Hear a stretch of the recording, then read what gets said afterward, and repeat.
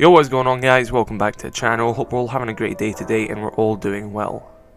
Now, a topic that I wanted to talk about in today's video has to do with the whole thing about toxicity in Rainbow Six Siege. Now, toxicity in this game is nothing new. It's nothing new in gaming. Games are very competitive nowadays, and when people, maybe aren't winning at games, or a slight inconvenience happens, it tends to anger them quite a bit. Now, I'm going to be 100% honest, I get mad at video games sometimes. I'm sure everyone who plays video games quite frequently has always been mad at one point at any game that they've played. But there is a growing issue in a lot of games where with this, as much freedom we have to speak in this game now, we've got game chats, we've got voice chats, we've got text chats and everything, there is starting to be a growth in unwanted and very toxic behaviour. So like I just said, I can excuse people for getting mad at video games sometimes because I do it myself, but that does not excuse certain behaviour that goes on in a lot of games. And Rainbow Six Siege has this issue as much as any other game does. And with an already growing massive player base, it is kinda hard for a lot of people to come on top of these issues. Now, on PC, on Rainbow Six Siege, there is a text game chat, which is not present on console, which I do think it should be present on console, and is actually doable. You can get it in Modern Warfare with controller, but I'm not going to go into that in this video. But as far as I'm aware, on PC, the text chat is monitored pretty well. If you write any racial, homophobic, sexist slur in chat or anything like that, I'm pretty sure your account will receive a ban to some certain degree. Now, I do believe there was a stage where even if you were typing a swear word, you were getting a ban, but I think they retracted that because I don't think that's as severe as what these other issues are, such as racism, sexism, homophobic behaviour and stuff like that. Now, like I said, text game chat is pretty easy to monitor considering it's all written right in front of them, and a pretty simple program could sort through that and kind of filter out the good and the bad content. Though it's not 100% accurate, it is much easier than voice chat, which I'm now going to go on to, and that's mainly where a lot of toxicity actually lays in, especially on console and PC, because this is a feature in both of the versions of the game. So text chat is much more easier to monitor than voice chat is, and Ubisoft say that they have a zero tolerance against any of this sort of behaviour, and it seems to be the case because they do ban people a lot of the time for these issues, especially on console.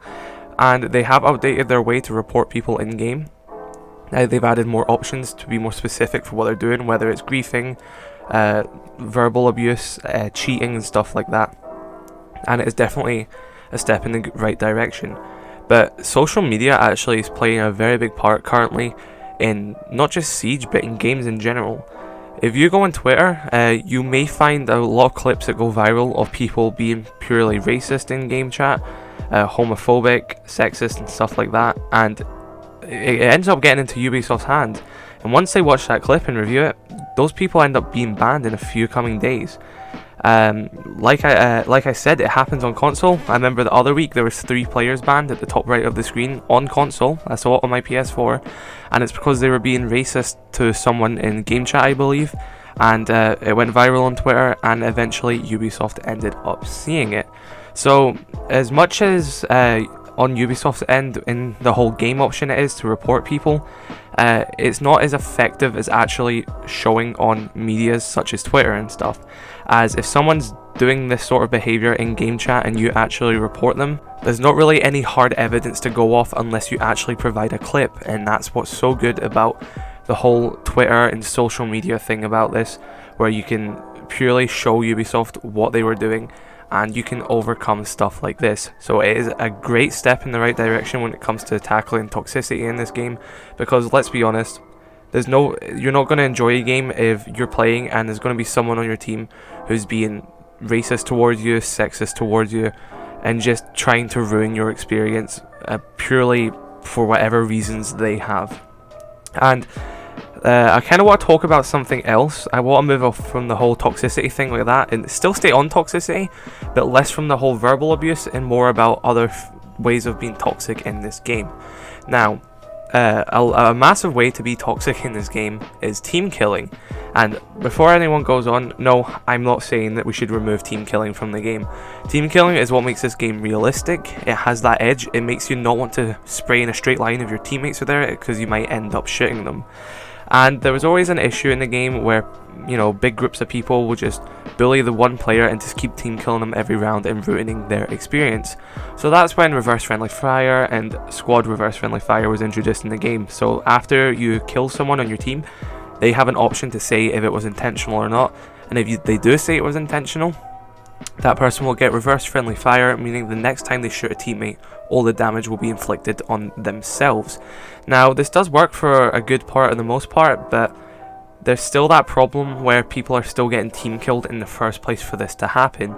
Now, I don't want to say that it is a rare occurrence, because it does actually quite happen a lot in quick match. Now, the reason I want to focus on quick match is because I know there are people who solo queue in ranked, but for the most part, when you play in ranked, you're usually playing with at least one other person or a full squad. So the toxicity is maybe going to exist, but it's going to be down to a friendly group level, not to the full extent of people being pure racist and toxic such as that when you're meeting brand new players on the game. Now, a mode that most people are solo queuing in is quick match, and I feel like quick match is kind of being held down for a lot of reasons, and one of them is vote to kick and team killing. The moment you load up a quick match and you see someone on your team who is not the best rank, they've not got the best KD, and they're missing quite a lot of shots, you see a vote to kick go up, and that isn't fair, because quick match is where you're allowed to make mistakes. It is where you should be making your mistakes, and it should be where you're able to have fun and not be judged for how you're playing. And I know Ubisoft have actually stated that they're going to be changing the vote to kick system in the future. I personally change it to the only time that you are able to vote to kick someone is if they team kill you and it was intentional, and then you should get the option to kick them if they're purely doing stuff like that. Not if someone's just loaded in the game on 0-0 first round and 5 and 4 other people just vote to kick them purely because of the sake that they can click yes and there's no repercussions if they do it. So I think they should definitely go along with what they're doing with reworking the whole vote to kick system, as I feel like that is a toxic feature that does hold back the quick match experience. But as well as this, team killing is a massive thing in quick match that I've noticed. People, you know, no repercussions, they just team kill someone, leave the game, or they'll get another person on the team to team kill them, and it's not a fun experience. I've experienced this myself when I'm playing quick match, purely for no reason. I don't know why.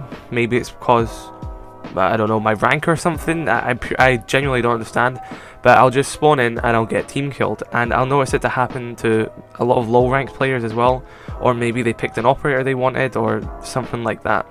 So what I'm kind of proposing is for only quick match, not for ranked, is just make reverse friendly fire compulsory on quick match 100% of the time. I feel like that would make the quick match experience so much better, because you're not going in and just getting instantly team killed by some toxic kid who can leave and then just join another match and ruin it. You can go in, you can know that you won't be purposely team killed by your teammate, and it will hopefully make the quick match experience much better, because I've been playing a lot of quick match recently purely because I'm just not satisfied with the state of the game right now to play ranked, which it was whatever. So I've been playing casual a lot. I've enjoyed myself, been playing unranked, but I have noticed a lot of toxic players, more so in quick match than unranked, maybe because in unranked you're kind of locked in there, but in quick match you can just leave and come back. Well, you can't come back, but you can leave whenever you truly desire. So I definitely think for a quick match there should be a good form of just 100% all the time reverse friendly fire is active. I know that takes away from one of the key aspects of the game, which is team killing, which is accidental team killing.